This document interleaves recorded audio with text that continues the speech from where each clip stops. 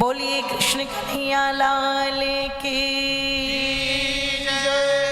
तो पता लगा शस्त्र और शास्त्र दोनों हमारे घरों में होने चाहिए। शास्त्रों को प्रतिदिन पढ़ना चाहिए। रामायण पढ़ो, गीता पढ़ो, सत्यार्थ प्रकाश पढ़ो, उपनिषद पढ़ो, वेद पढ़ो, लेकिन प्रतिदिन कोई ना कोई धार्मिक ग्रंथ जरूर पढ़ो और अपने बच्चों को भी पढ़ाओ। और दूसरा, मेरी माताओं, शस्त्र बंधुओं से भी कहूंगी, अपनी माताओं से भी कहूंगी, अपने इन बच्चों को आप कई बार चाहते हो है जी, हम इन्हें डांस क्लास भेज दें, कंप्यूटर सिखाएं, ये वाली थोड़ी टेक्नोलॉजी इनको सिखा दें, एआई का जमाना आ रहा है, आर्टिफिशियल इंटेलिजेंट का, तो उसमें थोड़ा सा कुछ सिखा दें, अच्छी बात है। आप इनको भले ही चाहे कोई भी कोर्स कराओ, कोई भी पढ़ाई पढ़ाओ, डॉक्टर बनाओ, इंजीनियर बनाओ, आईपीएस बनाओ, पीसीएस बनाओ, कुछ भी बनाओ, लेकिन चाहे आपका बेटा हो चाहे आपकी बेटी हो, उसे लाठी चलाना, तलवार चलाना, बंदूक चलाना ये तो आना चाहिए। सेल्फ डिफेंस भी उसको आना चाहिए। इसलिए ये जो 7 दिन के आर्य वीरांगना दल के शिविर लगते हैं ना, अभी बेटियों का शिविर आगरा में लगने जा रहा है, उसकी सूचना आपको दे दी जाएगी। हमारे मोहन जी ने दे भी दी होगी आप लोगों को सूचना। उसमें अपनी बेटियों को जरूर भेजना, और जब बेटों के भी लगे तो बेटों को भी जरूर भेजना चाहिए। 7 दिन के वो शिविर होते हैं। 7 दिन में बच्चे अपनी भारतीय संस्कृति को, अपनी सभ्यता को, अपने खान पान को, अपनी पूजा पद्धति को, अपने धर्म को जान लेते हैं।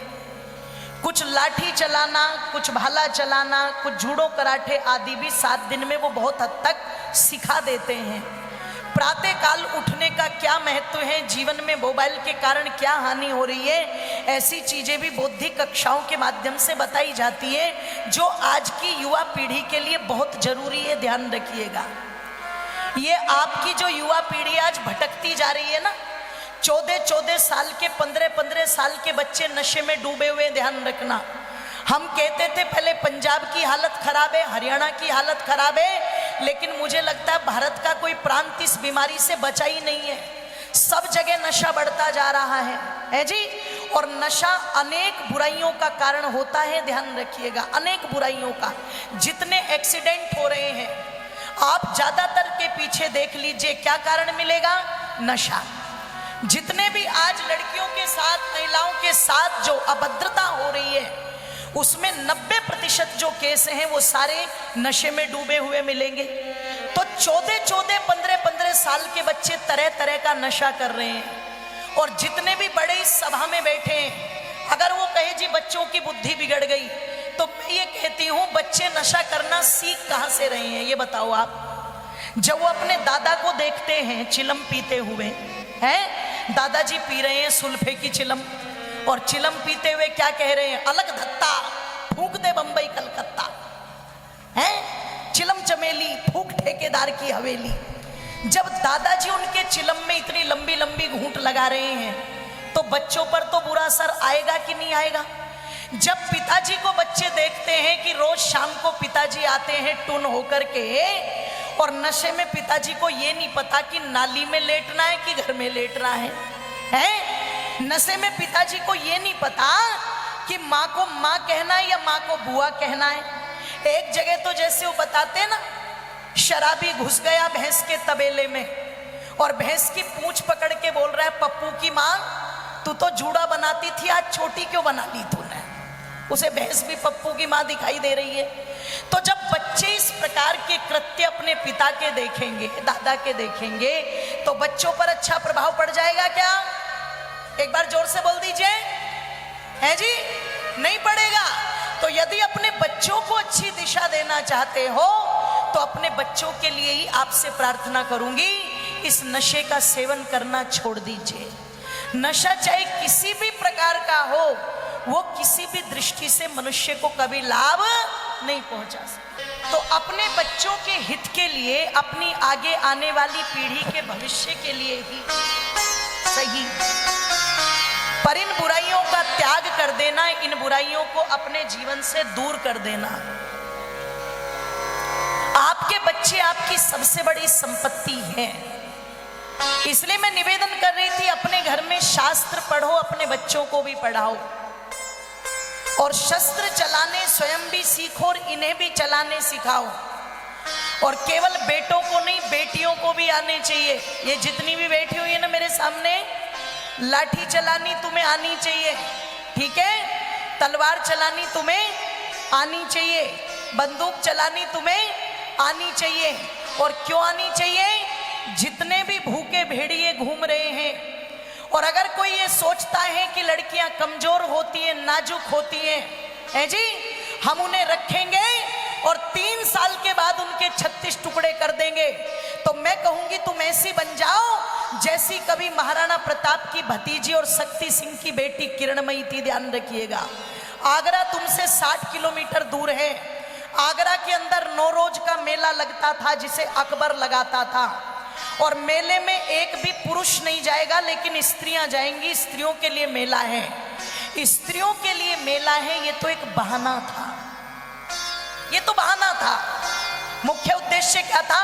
जो भी लड़की सुंदर लगी उसे उठवा लिया अपने लिए। हिंदुओं की बहन बेटियों पर कुदृष्टि रखता था। अब क्या हुआ?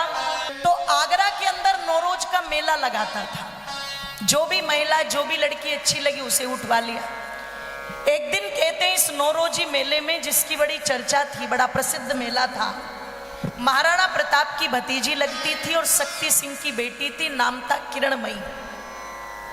वो चली गई अपनी सहेलियों के साथ। अब कहते हैं इतनी सुंदर थी जैसे दोज का चंद्रमा होता है, और जितने भी अकबर की चेली घूम रही थी वहां पर,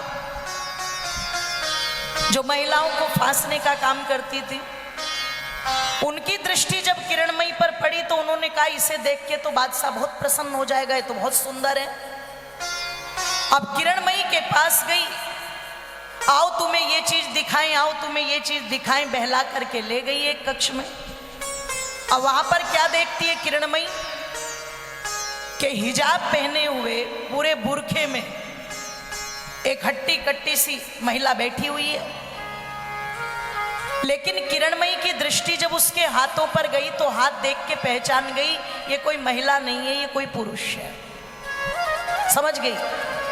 पर देखो तो सही क्यों बैठा है, किस उद्देश्य से बैठा है। और कहते हैं माताओं, धीरे से जो उस बुरखे में अकबर था, जिसे आज बच्चों की किताबों में पढ़ाया जाता है, Akbar was a great king, Akbar एक महान राजा था। अगर अकबर महान था तो महाराणा प्रताप के विषय में फिर आप क्या कहेंगे? अगर औरंगजेब महान था तो आप फिर छत्रपति शिवाजी के बारे में क्या कहेंगे? निवेदन कर रही थी मेरी माताओं,